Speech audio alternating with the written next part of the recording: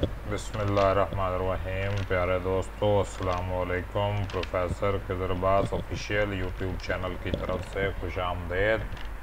तिलिस्म होशरुबा का सिलसिला जारी है और आज इस सिलसिले में तिलिस्म होशरुबा की पहली किताब अमर की गद्दारी का तीसरा बाब पेश कर रहा हूँ। बाब का उन्वान है लंदहूर की गिरफ्तारी। अमीर हमज़ा तेज़ तेज़ कदम उठाते हुए लश्करगाह की जानिब बढ़े चले आ रहे थे। फासला दम बदम कम होता जा रहा था। एक बुलंदी तय करते हुए वो अचानक रुक गए। उनका लश्कर उनकी निगाहों के सामने था। शक्लें बेशक अब भी न पहचानी जा सकती थीं, लेकिन चलते फिरते हुए जानवर और आदमी साफ दिखाई देते थे। अमीर हमज़ा का चेहरा खिल उठा। उन्हें यकीन हो गया कि बेशक ये उन्हीं का लश्कर है। बुलंदी से उतर कर वो फिर आगे बढ़ने लगे, मगर अभी 10 कदम भी न चल पाए थे कि एक चीज़ को देखकर ठिठक गए। लंबा, पतला और मखंचू जैसा एक शख्स ढीला ढाला लिबास पहने हरन की तरह तरारे भरता सामने से दौड़ा चला आ रहा था। उस शख्स को पहचानने में अमीर हमज़ा को बिल्कुल देर न लगी। उनके लबों पर बेसाख्ता मुस्कुराहट फैल गई। आने वाला उनका बचपन का यार अमर अय्यार था। वो उसे बगलगीर करने के ख्याल से अपने दोनों बाजू फैलाकर खड़े हो गए। अमर नागवारी के साथ उनसे कई कदम के फासले पर रुक गया और उन्हें खामोशी के साथ अजनबी नजर निगाहों से घूरने लगा। अमीर हमज़ा हैरान रह गए। उन्होंने बुरा मानते हुए उससे कहा, अमर भाई, तुम्हें मेरा आना अच्छा नहीं लगा या किसी से लड़कर आ रहे हो? तुम्हें मुझसे ऐसी बातें करने का कोई हक नहीं। मैं तुम्हें नहीं पहचानता। अमर ने रुखेपन से जवाब दिया, मेरा रास्ता छोड़ दो, बहुत ज़रूरी काम से जा रहा हूँ। अच्छा यार, ख़त्म करो नखरे को। अमीर हमज़ा ने आगे कदम बढ़ाते हुए कहा, लो एक खुशखबरी सुनो। मैं तिलिस्म हज़ार शक्ल तबाह कराया हूँ। खुदाई का दावेदार ज़मुरद शाह बाख्तरी माँ फरामुर्ज़ व बख्तियारक मरदूद के जहन्नुम वासिल हुआ।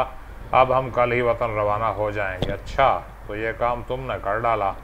अमर ने मुँह चिढ़ाकर कहा, हमने तो सुना था इसका सेहरा अमीर हमज़ा के सर बंधेगा। अबे गाउदी, अमीर हमज़ा ने बिगड़ते हुए कहा, तो फिर क्या मैं हमज़ा नहीं कोई और हूँ? हरगिज़ नहीं। अमर ने भी चीखते हुए कहा, या तो तुम अमीर हमज़ा नहीं, और अगर हो तो हरगिज़ तुमने तिलिस्म हज़ार शक्ल को मुकम्मल तौर पर बर्बाद नहीं किया। आखिरी तिलिस्म बाकी है और लका फरामुर्ज़ और बख्तियारक इसमें महफूज हैं।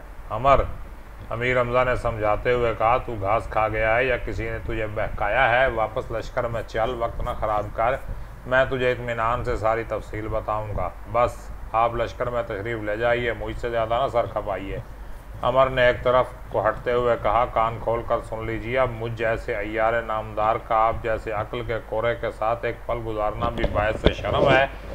मैं हरगिज़ ऐसे शख्स की खिदमत में रहकर फ़ख्र नहीं कर सकता जिसने ख़तरनाक दुश्मनों को पनपने के लिए छोड़ दिया और इब्ने अदना जैसे मरदूद के फ़रेब में आकर अपनी मंजिल से मुंह मोड़ लिया हो। अमर, अमीर हमज़ा गज़बनाक और कर गरज उठे, ख़बरदार, इब्ने अदना को दोबारा मरदूद मत कहना।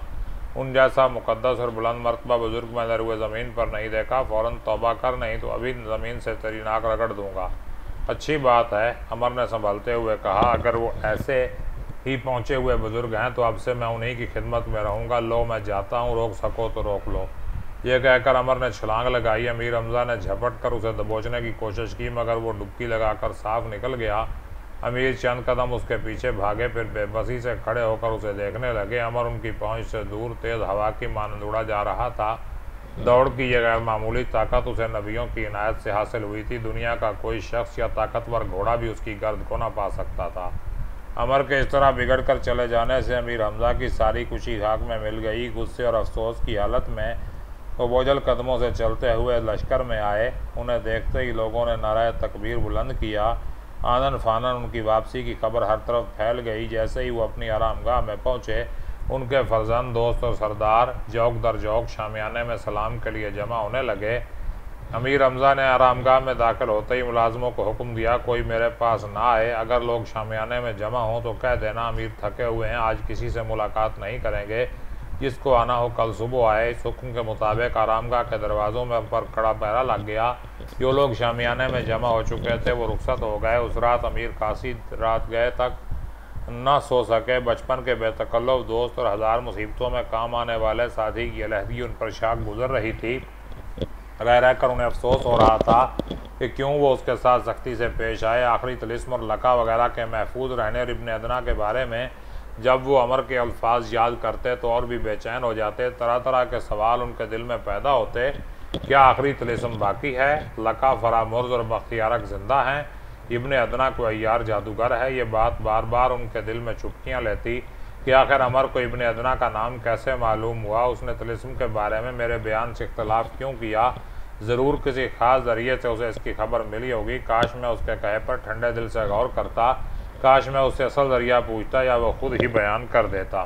दूसरे दिन सुबह को अमीर ने शामियाने में दरबार किया। उस मौका पर तमाम सरदार और अमीर के फर्जंद मौजूद थे। बुजुर्ग मोहर के तीनों फर्जंद ख्वाजा बुजुर्ग अमीर, ख्वाजा सियाउश और ख्वाजा दरिया दिल भी हाजिर थे। अमर के बारे में तफ्तीश करते हुए जब उन हकीमजादों से अमीर को मालूम हुआ कि अमर ने जो कुछ कहा था बेबुनियाद न था तो इस शर्म से उनकी पेशानी पर पसीना आ गया। चंद सानिया खामोश रहने के बाद उन लंदूर की तरफ देखते हुए कहा, अजीज़, मैं अमर से सख्त शर्मिंदा हूँ। उसे देखने के लिए बेकरार हूँ। सुना है इन दिनों वो तेरी बात बहुत मानता है, तुझे अपना दोस्त गर्दानता है। बस तू उसी वक्त जा और जिस तरह बन पड़े उसे मनाकर वापस ले आ। यहाँ से सीधे शुमाल की जानिब वो कहीं ना कहीं तुझे ज़रूर मिल जाएगा। अगर वो ज़िद न छोड़े तो कहना आखिरी तिलिस्म फ़तह किए बगैर लौटाने से अमीर का दिल कबाब है। पल पल उनके लिए आज़ाब है। जब तक तू न पलट कर आएगा हमज़ा हरगिज़ उस तरफ कदम न उठाएगा। बस अब तू फ़ौरन रवाना हो जा और दोपहर तक हरारत में अमर समेत वापस आ जा। खुदा तेरा मददगार हो। लंदूर यह सुनकर अपनी नशिस्त से उठ खड़ा हुआ और अदब से सर झुकाकर बोला, है अली कदर अमीर, इत्मीनान रखिए, मैं इसी दम जाता हूँ और जिस तरह मुमकिन हुआ ख्वाजा अमर को मना कर ले आता हूँ। अभी सुबह है, मुझे उम्मीद है दोपहर तक ज़रूर बामुराद वापस आ जाऊँगा। खुदा हाफिज़। खुदा हाफिज़, अमीर हमज़ा ने कहा और लंदूर ताज़ीम पेश करके शामियाने से बाहर निकल गया। अब ख्वाजा अमर का हाल सुनिए। अमीर हमज़ा के सामने से हवा होने के बाद शुमाल की समत वो मुसलसल दौड़ता चला गया। कई मैदान और उतार चढ़ाव पार करके वो झाड़ियों के दरमियान के एक तंग और लहरिएदार रास्ते पर जा पहुंचा। ये रास्ता ख़त्म हुआ, उसने एक कुशादा मैदान अपने सामने पाया। इस मैदान के दाएं हिस्से की जानिब एक चबूतरा और उसके ऊपर पड़ा हुआ फूस का एक छप्पर देखकर वो रुक गया। इब्ने अदना के ठिकाने के बारे में अमीर हमज़ा ने उसे कुछ भी न बताया था, मगर खुद ब खुद उसके दिल में ख्याल पैदा हुआ, हो न हो इब्ने अदना का यही डेरा है। छप्पर के नीचे अर्द गिर्द दूर दूर तक कहीं कोई आदमजाद न दिखाई देता था, मगर चूंकि अमर को ये मालूम हो चुका था कि इब्ने अदना हज़ार शक्ल के आखिरी और मजबूत तरीन तिलिस्म का मुहाफ़िज़ है, इसलिए ये सन्नाटा देखकर वो मायूस न हुआ। उसे यकीन था कि अगर वो छप्पर के नीचे जाकर बैठ रहा तो इब्ने अदना किसी न किसी जानब से ज़रूर ज़ाहिर होगा। अमर का यह ख्याल 100% दुरुस्त साबित हुआ। छप्पर के नीचे बैठे उसे ज़्यादा देर न गुजरी थी कि पुश्त की जानिब कुछ आहट महसूस हुई। साथ ही आवाज़ आई, अस्सलाम वालेकुम या अमर। अमर ने पलट कर देखा तो सन्नाटे में आ गया। चबूतरे के नीचे एक नूरानी चेहरे वाला शख्स शेर बाबर पर बैठा था। शेर की अयाल उसके दोनों हाथों में लगाम की तरह लिपटी हुई थी। तुम पर खुदाबंद लका की रहमत हो, अमर ने जवाब में कहा।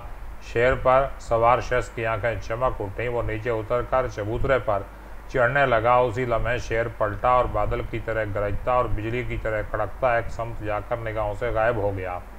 क्या इब्ने अदना तुम ही हो? वो बुजुर्ग चबूतरे पर आके बैठा ही था।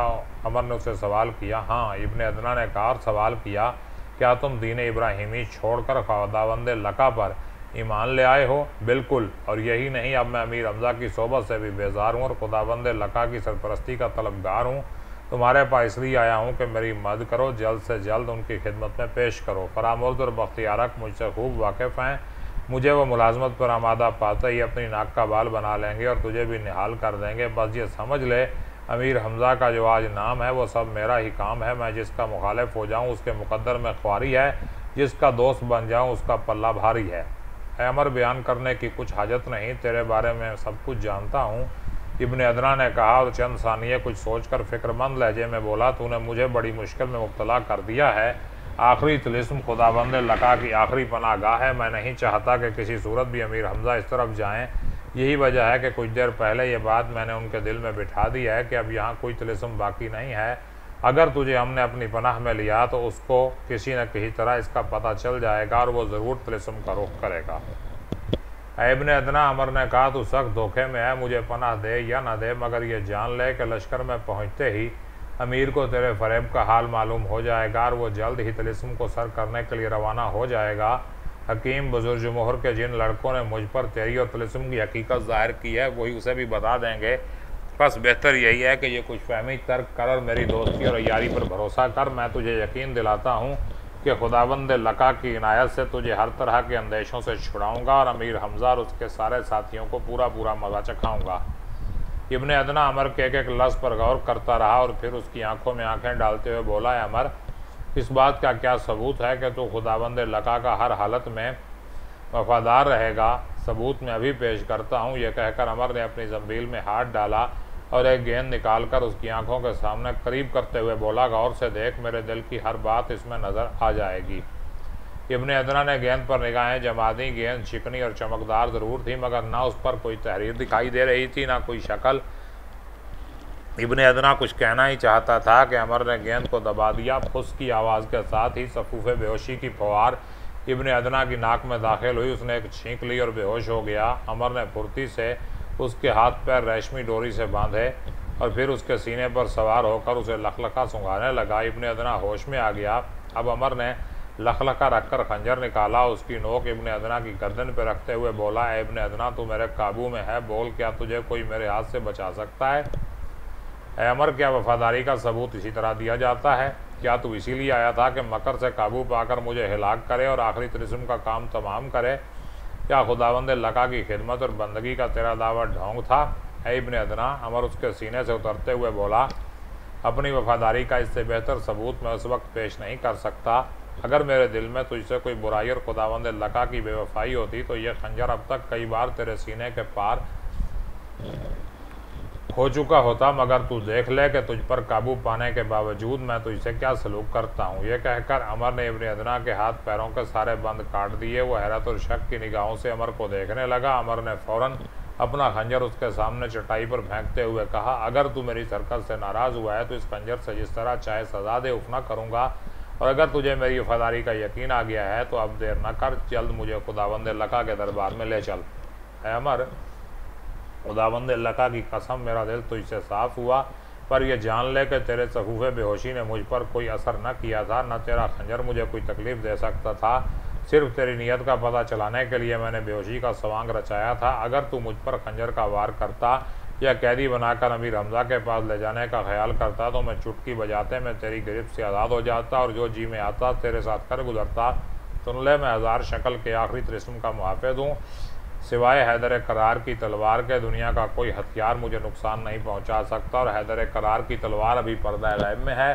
ये राज की बात निकालते ही इब्ने अदना ने अपने जोश पर काबू पा लिया और कुछ सोचते हुए बोला, मुझे भरोसा है कि खुदाबंद लका तुझे देखकर बेहद मसरूर होगा, मगर बगैर हुक्म या इजाज़त के मेरा तुझे वहाँ ले जाना खिलाफ दस्तूर होगा। बस आज की रात तू यहीं बसर कर, कल तक के लिए हौसले से सब्र करो। मैं इसी वक्त दरबार खुदाबंदी को जाता हूँ। जैसे ही मौका मिला तेरा सारा हाल कह सुनाऊँगा और हाजिरी की इजाज़त लेकर कल दिन निकलते निकलते लौट आऊँगा। ये कहकर इब्ने अदना रुखसत होने के लिए उठ खड़ा हुआ। अमर ने उठकर उसे अलविदा कहा। चलते चलते इब्ने अदना ने उसको तसल्ली देते हुए कहा, इस वीरान छप्पर और चबूतरे को हकीर जानकर दिल छोटा ना करना।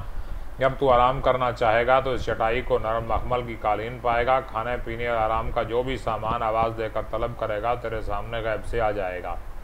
ये बात ख़त्म करके इब्ने अदना ने जाने के लिए कदम उठाया। ऐन उसी लम्हे वही पहले वाला बब्बर शेर न जाने कहाँ से आया और चबूतरे से लगकर खड़ा हो गया। इब्ने अदना ने उसकी अयाल को दाएं बाएं से लगाम की तरह मुट्ठी में जकड़ा और उसकी पीठ पर सवार हो गया। देखते ही देखते शेर ने चंद जकन्ने भरी और निगाहों से गायब हो गया। वो रात अमर ने बड़े ऐश में गुजारी। किस्म किस्म के खाने, मिठाइयाँ, मेवे और फल सोने चांदी की प्लेटों में मंगाए। जो खाए सो खाए, बाकी बर्तनों समेत जंबील में छुपाए। खा पी के राग रंग की सूजी रोब के साथ आवाज़ देकर साजिंदों, मौसीकारों और रक्कासों को बुलवाया। जंगल में मंगल मनाया। दूसरे दिन देर तक पड़ा सोता रहा। आँख तब खुली जब सूरज की गर्मी और चमक चेहरे को लगी। हड़बड़ा कर उठा, इधर उधर सर घुमाया, अपने सिवा किसी को न पाया। बेफिक्री के साथ हाथ मुंह धोया, ज़रूरियात से फरागत पाई। नाश्ता मंगाया और खूब बैठ के खाया। नाश्ते से निपट कर छप्पर के साए में हो बैठा। इत्मीनान के साथ इब्ने अदना का इंतज़ार करने लगा। ज़्यादा देर न गुजरी थी कि एक जानिब से एक बब्बर शेर आता दिखाई दिया। उसकी पीठ पर इब्ने अदना बैठा था। अमर उसके इस्तकबाल को उठ खड़ा हुआ। जैसे ही इब्ने अदना ने शेर से उतरकर चबूतरे पर पैर टिकाया, अमर ने उसकी पेशवाई के लिए कदम बढ़ाया। इब्ने अदना ने लपक कर अमर को गले लगाया और फ़ौरन उसे लका की तलबी का मुजदा सुनाया। अमर ने खुश होकर उसी दम रवाना होने की बेताबी दिखाई। इस पर इब्ने अदना ने जंगल की तरफ मुंह करके उंगली उठाई। पलक झपकते में उस जानब से एक बब्बर शेर छलांगे लगाता हुआ आया और पहले शेर के पीछे चबूतरे के बराबर खड़ा हो गया। इब्ने अदना ने अमर को उस पर सवार होने का इशारा किया और ख़ुद अपने शेर की तरफ बढ़ा। ऐन उसी मौका पर न जाने कहाँ से एक कौवा आया और छप्पर पर बैठकर ज़ोर ज़ोर से काएँ काएँ करने लगा। इब्ने अदना ने चौंक कर कौवे की तरफ देखा।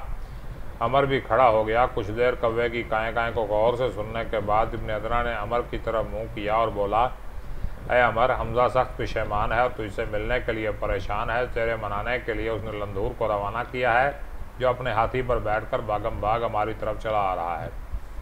बहुत खूब, गोया ये कौवा यही खबर लाया है। दरिंदों की तरह तुमने यहाँ के परिंदों को भी अपना अलाकार बनाया है। अमर ने कहा, हाँ, ये सब मेरी जादुई ताकत का अदना करिश्मा और खुदाबंद लका पर ईमान का नतीजा है। खैर, क्या ख्याल है, अब चलोगे, इस आने वाले से मिलोगे? अमर फिक्र में पड़ गया, मगर जल्द ही कुछ सोचकर बोला, चलना तो खैर है ही, क्यों ना लगे हाथों इस आने वाले से भी दो बातें कर लूँ, जली कटी सुनाकर दिल का कुछ और बोझ हल्का कर लूँ। बंदा पहली बार दरबार खुदाबंदी में हाज़री का शर्फ पा रहा है। ये शर्म मारे डालती है कि खाली याद जा रहा है। क्या जब लंदूर की मुलाकात से काम बन जाए, कोई अच्छा तोहफा हाथ आ जाए, अगर तू बुरा ना माने तो बेहतर होगा इन शेरों को थोड़ी देर के लिए भगा दे और ख़ुद भी किसी दरख्त की ओट में छुपा ले। वो मुझे तनहा पाएगा तो बेझिझक करीब चला आएगा और मेरा काम बन जाएगा। अमर की बातें सुनकर इब्ने अदना ज़ेरे लब मुस्कुराया। शेरों की जानिब जाते हुए उसने एक हाथ को हल्के से देखते हुए उसने एक हाथ को हल्के से हिलाया। दोनों शेर एक साथ बकटुट भाग खड़े हुए और देखते ही देखते जंगल में गायब हो गए। इसके बाद इब्ने अदना चबूतरे से नीचे उतरा, एक करीबी दरख्त की तरफ चला और फिर उसके तने की ओट में जाकर खड़ा हो गया। अमर ने पलटकर इत्मीनान के साथ छप्पर के साए में नशिस्त जमाई, झाड़ियों वाले रास्ते पर निगाह दौड़ाई। थोड़ी ही देर में क्या देखता है, लंदूर कांधे पर गुर्ज रखे हाथी की गर्दन पर बैठा आंधी तूफान की तरह चला आता है। अमर जूं का तूं बैठा रहा, मगर उस पर निगाह डालते ही लंदूर चीख पड़ा, अमर भाई, खुदा का शुक्र है तुम मिल गए। करीब पड़ते ही जैसे ही वो हाथी की गर्दन से कूदकर चबूतरे पर आया, अमर ने हैरत जाहिर करते हुए खड़े होकर कहा, लंदूर भाई, खैरियत तो है, ये तुम्हारा क्या हाल है? न होदा है, न हमारी, न महावत, न झोल। क्या तुम भी मेरी तरह अमीर हमजा से लड़कर आए हो? लंदूर ने बढ़कर अमर को गले लगाया और बोला, खुदा का शुक्र है, हर तरह खैरियत है। मैं अमीर से लड़कर नहीं, बल्कि उन्हीं के हुक्म पर तुम्हें साथ ले चलने के लिए आया हूँ। तैयारी में देर लगती, इसलिए किसी चीज़ की परवाह नहीं की। किसी मुहिम या जंग पर तो नहीं जाना था। अब खुदा के लिए उठो, एक पल की देर ना करो। मेरी इस हालत में आने की शर्म रखो, वापस चलो। अमीर को तुम्हारे साथ सख्ती से पेश आने का बड़ा दुख है, वो तुम्हारी राह तक रहे हैं। वो काफ़ी देर तक एक दूसरे से शिकवा शिकायत करते रहे। आखिर अमर वापस जाने पर राज़ी हो गया। लंदूर की तारीफ़ करते हुए बोला, लंदूर भाई, आफरीन है तुम पर। दोस्त हो तो ऐसा हो, तुम सिफारिश ना करते तो हरगज़ मेरा दिल अमीर हमजा से साफ ना होता। अच्छा हुआ टूटे दिल जुड़ गए, ज़िंदगी भर की वफादारी की आबरू रह गई, वरना मैं तो फैसला कर चुका था कि अमीर हमजा का साथ छोड़ दूंगा, लका की मुलाजमत अख्तियार करूंगा। बस मैं यहाँ से उस तरफ रवाना ही होने वाला था कि तुम आ गए। शुक्र है मैं भी गद्दारी और बदनामी से बच गया। लो, इस खुशी में मुँह मीठा करो। ये कहकर अमर ने जंबील में हाथ डाला। कुछ देर न जाने क्या करता रहा, फिर जो हाथ बाहर निकाला तो मुट्ठी में 4 लड्डू थे। ये लड्डू लंदूर को देकर उसने फिर जंबील में हाथ लगाया, निकाल डाला। इस बार भी उसने 4 लड्डू निकाले, मगर इस मरतबा पहले जितनी देर न लगाई। दोनों मज़े ले लेकर खाने लगे। आखिर में अमर तो अपना सारा हिस्सा साफ करके इत्मीनान से हाथ मुँह पोंछने लगा, मगर चौथा लड्डू हलक से उतारते ही लंदूर का हाल गैर होने लगा। सर को झटक कर वो खड़े होने के लिए उठा, मगर चकरा कर लंबा लंबा लेट गया। अमर ने करीब आकर उसे ज़ोर ज़ोर से हिलाया, मगर जब उसे पूरी तरह बेहोश पाया तो इब्ने अदना को आवाज़ दी।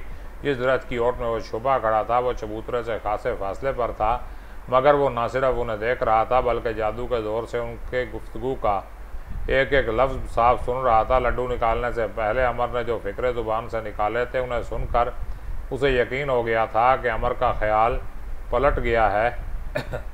वो लका के बजाय फिर से अमीर हमजा की इताअत पर कमर बस्ता हो गया है। इस बात पर गुस्से से वो अंदर ही अंदर खौलने लगा। उसे अपने जादू का निशाना बनाने की सोचने लगा। अमर के आवाज़ देने पर वो दरख्त की ओट से निकला तो उसका चेहरा सुर्ख हो रहा था। आंखों से अमर के लिए नफरत व हकारत की चिंगारियाँ निकल रही थीं।